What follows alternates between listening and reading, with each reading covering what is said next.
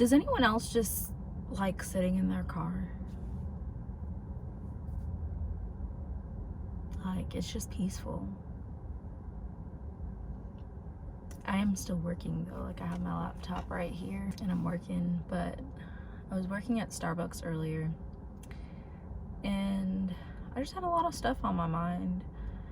So when I left Starbucks, I was like, you know what, like, I don't want to go home yet. Let me just sit in my car in a random parking lot. Like, this is a random parking lot and I'm just sitting in here doing work, and kind of just reflecting. I feel like there's a lot that I haven't really talked about on here yet, but it's just a lot going on in my life, and I feel like I can share it because I have the platform to share it, and I feel like God's telling me, like, hey, you have this platform that I'm giving you and that I'm allowing you to, like, pour into people, so, like, use it and kind of express what's on your mind, and the things that he has put on my heart to just talk about. Here I am talking about it. One thing that's really weighing heavy on me right now is just turning 25. It's my birthday month, if you didn't know. Normally I only do like my birthday week, and I wear like a great outfit every day of the week, but this year, you know, I was just like, you know what, let's go big. Let's do the entire month. And so that's what I did. It's just been reflecting on the fact that I'm about to turn 25. I feel like if I were to look at myself when I was 20 years old and look to the future of who I would be at 25, I feel like I would have these things in place already that I don't have now at 25.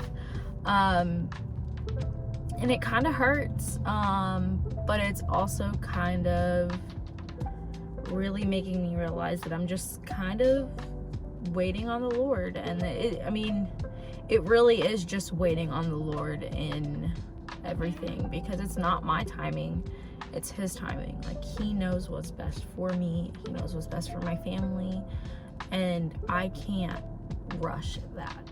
I can't put a time limit. I can't say, oh, I'm thinking of this, and since I'm thinking of it, it's going to happen now. No, it don't work that way. I've been putting myself in this position to expect these things and accomplish these goals in this time frame, when in actuality I should have just been waiting on the Lord this entire time and living out the full potential that he has for me. And not to say that I'm not living the full potential that he has for me. I just feel like I could do a better job of serving him, serving the church in ministry, and not have to think about, oh, I'm doing all these things. Like, let me do all these things and almost expect the things that I've been wanting in return. And that's not how the Lord works, and trust me, I've been redeemed in that. Like, I don't think that way. It's been hard, and you know, not only turning 25 and realizing these goals, but just kind of realizing that I can't think of just myself now with these goals. Like, I have a husband, I have a family that I should be thinking of. In that comes another trial of ours of wanting a child, and you know, dealing with the miscarriage and not being able to conceive after that. It's just been, it's been hard. And I think being able to say that now and not be so hurt by the fact that we had a miscarriage, it's a huge improvement. And I feel like the Lord is working so much in my life, but he puts this desire on our heart to want a child, and I feel like it's hard to not be able to fulfill the desire in my heart, not be able to fulfill the desire in my husband's heart of being able to have a child. It's just been hard. Like, there's no other word for it. There's no other way to explain it other than it's hard. I feel for all the moms out there who are trying. I feel for the moms who have lost. I feel for the moms who are dealing with the infertility. I have been able to finally slowly start being able to talk about these things, because it is hard. It's hard to talk about, especially if you're going through it. Like, you don't know what to say to people, because most of the time, like, there's really not much that one person can say to the other besides that they're an open ear to listen. But sometimes, like, there's just no words that you can say. Like, at least for me, there was just nothing for me to say. I blamed myself for a really long time. I blamed my body. I blamed, genetics. I blamed a whole bunch of things.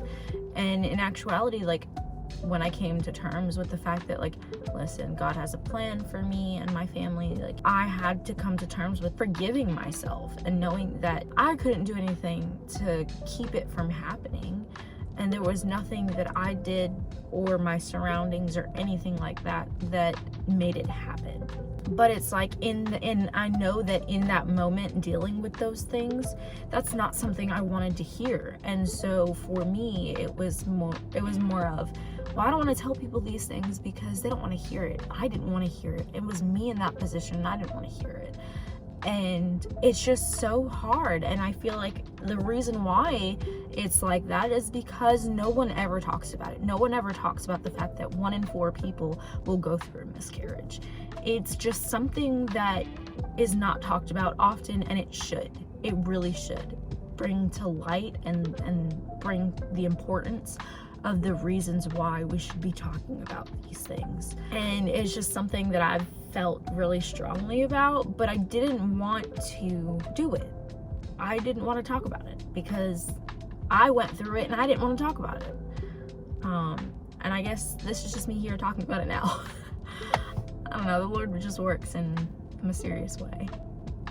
But all that to say, I just love sitting in my car thinking about life, doing work while I can. And that's the great thing about being able to work from home, is just being able to be in tune with what the Lord wants me to do. Like, if the Lord tells me, go in your car and go to a random parking lot and be still and listen to my voice while you work, like, I have the freedom to do that.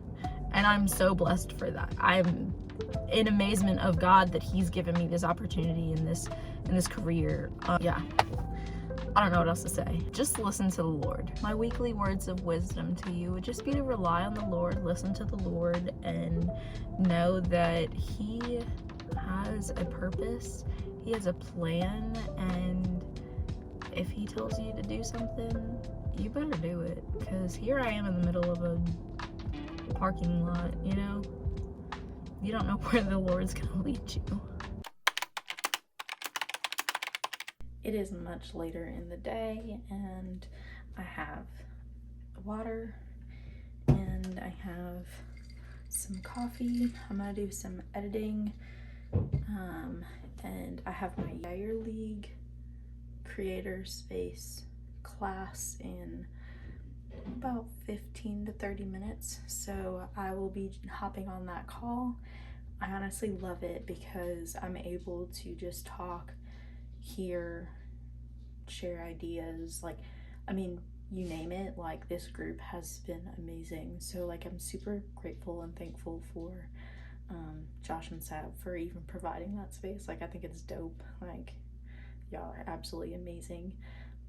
And y'all are absolutely letting the Lord guide you in your calling. So I'm super appreciative for all of that. But I'm gonna go ahead and get some work done and go ahead and hop on that call. Your videos on YouTube? Yes. Oh man, you're asking the wrong. I'm just joking. You're asking the right person because we've experienced it.